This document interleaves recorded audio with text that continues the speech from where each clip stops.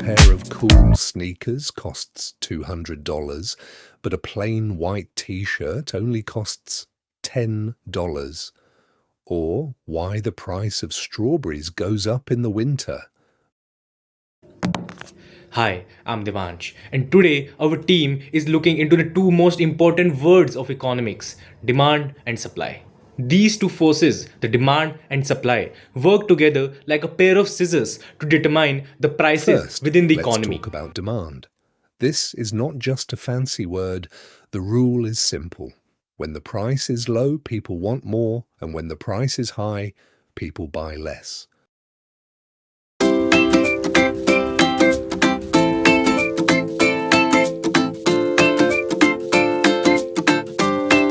Okay let me see oh my MG ये कितना महंगा सामान है मैं ये अफोर्ड नहीं कर पाऊंगी अगली बार देखते हैं Now, let's learn about supply. Next is the supply. This is how much of a product business actually has to sell. For a business, a higher price is a good thing. It makes them want to work harder and make more product.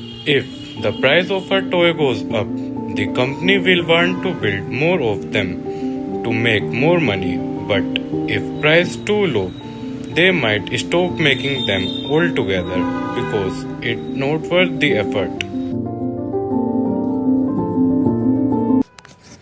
As we have studied about individual demand and individual supply, let's talk about the big picture, or let's see the things at the macro level. Now, we will be understanding about the aggregate demand and aggregate supply and how they help in the stabilization of an economy.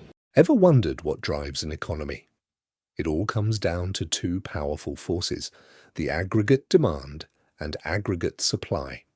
Aggregate demand is the total demand for goods and services within an economy from consumers, businesses, and government. Whereas aggregate supply, on the other hand, is the total output that producers are willing to supply at different price levels. When aggregate demand and aggregate supply interact, they determine key things like prices, employment, and the overall growth of the economy. If demand is too high, it may cause inflation, and if the supply is too low, it may cause shortages. Balance between the two keeps the economy stable.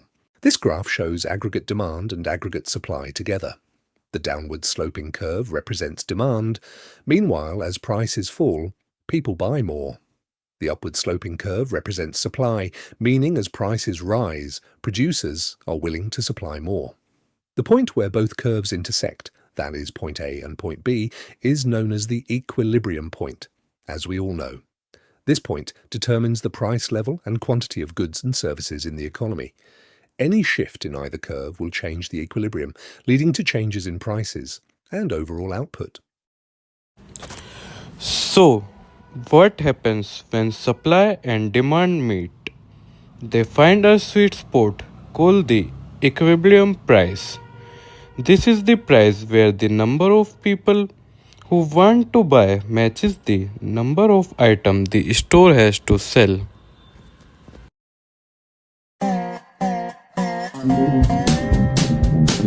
If the price is too high, items sit on the shelf. If it's too low, they sell out too fast. The market is always moving to find the perfect balance where everyone is happy. Let's understand how prices are determined in the economy with a real-life example, the Apple products. Whenever a new Apple product is launched, everyone rushes to buy it. Demand becomes very high, but in the beginning, supply is limited.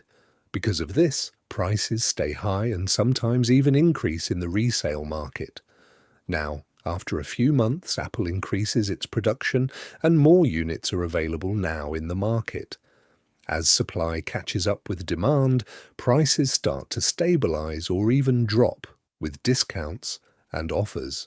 On the other hand, if demand suddenly falls, like when a new model is about to launch, sellers reduce prices to clear stock of the old Apple products. So, in real life, Prices are not fixed. They change based on how demand and supply interact and finally settle where both are balanced.